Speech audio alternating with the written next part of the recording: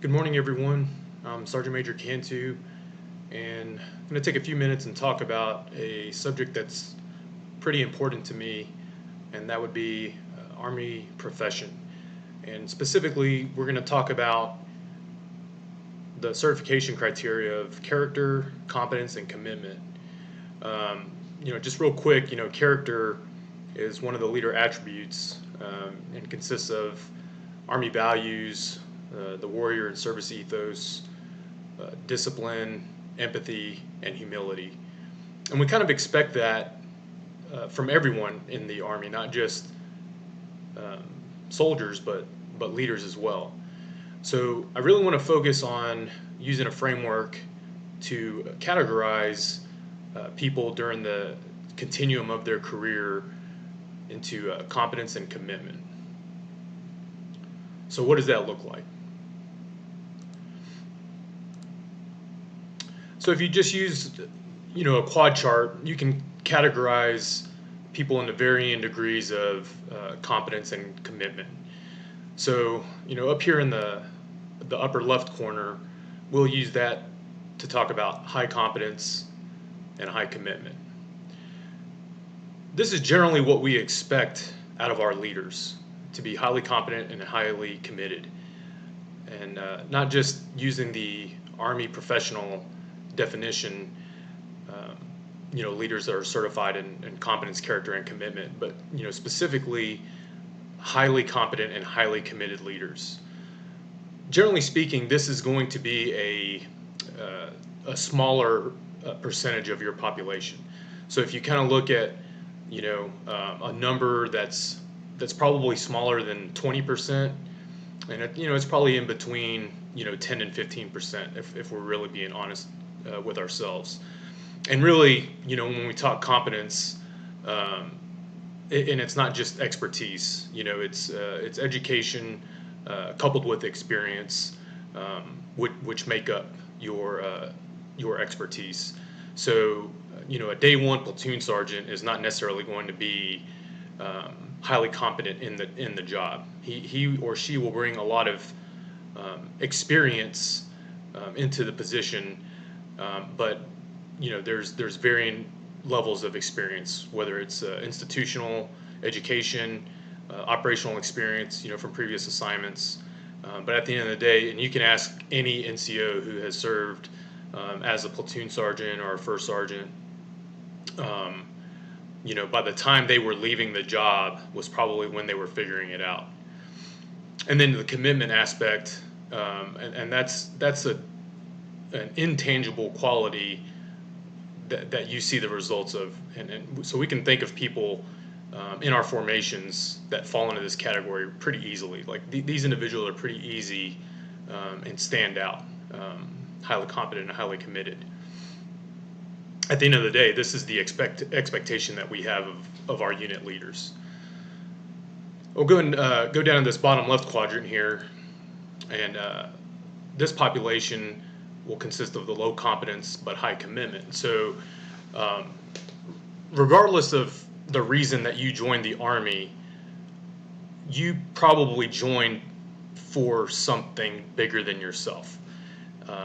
For some people, it's patriotism or family tradition. The Army is very much becoming a family business, especially since 9/11. It could be there could be some other influences there or motivations, GI Bill, or just a variety of other things, whether you're enlisted or officer. And kind of like what we talked about up in this upper left quadrant, the bottom left quadrant, we are assuming that most people don't know the jobs that they are going into. They're going to learn their job, and experience coupled with education will eventually move them up into this top left category. But the one thing I want to highlight is the commitment aspect of it. And so when you look at like a brand new soldier who comes into the unit, um, we are going to assume that they are coming with a high level of commitment. They joined the Army for some reason. I don't really know anyone who joins the Army and has the expectation of just being mediocre.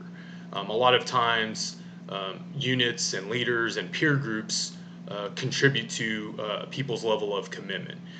So an example of that might be, let's say you come into a unit and you're motivated and you want to do a good job, but the Army's just not what you think it is. You think you have this expectation in your mind, but then there's a lot of details and there's red cycle and things like that. And those expectations are one thing, but then how they are treated within the unit by leadership and or other disgruntled folks in the unit can really degrade commitment. And that can impact someone's ability or willingness to increase their competence.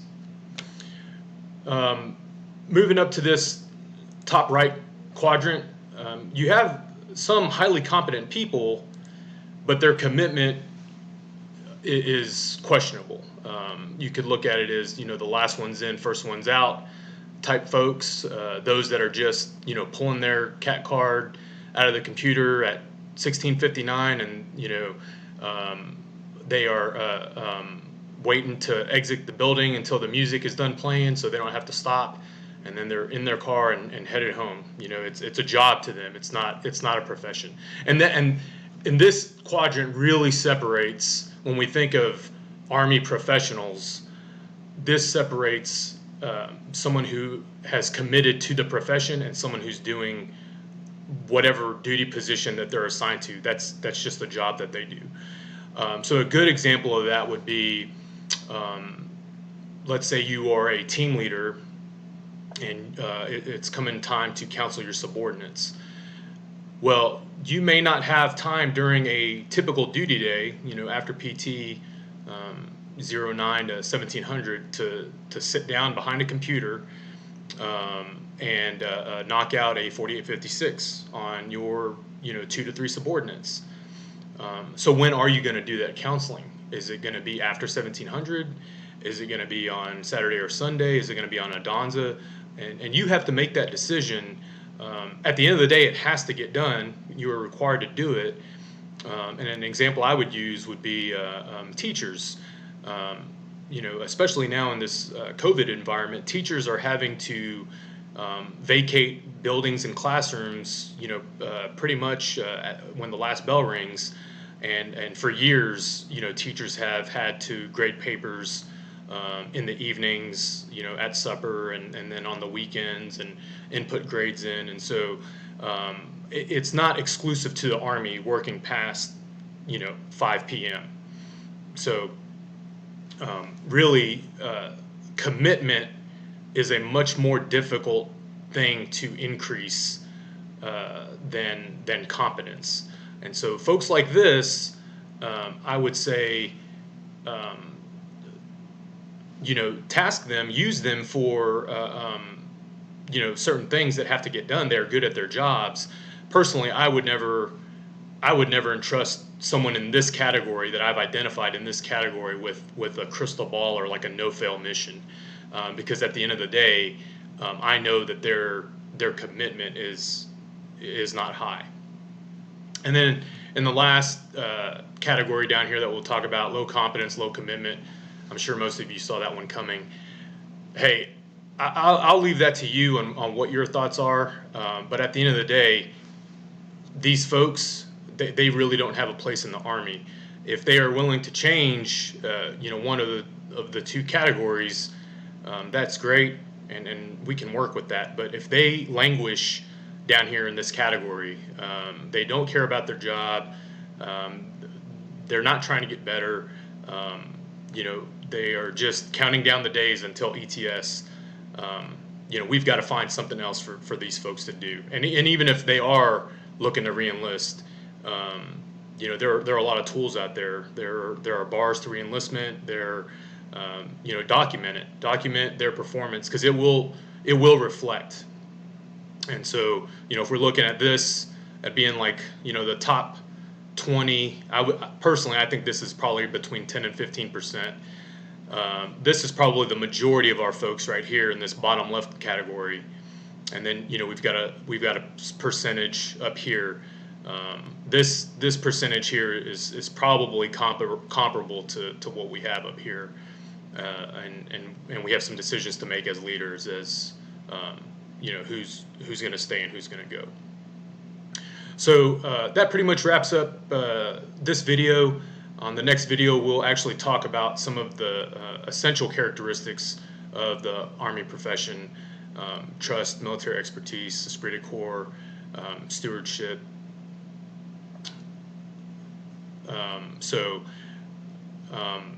Go ahead and let me know if you have any feedback, the next time I run into you, on how you view this. Again, this is just kind of my tool that I use, like a framework when I'm kind of evaluating someone in a very broad sense.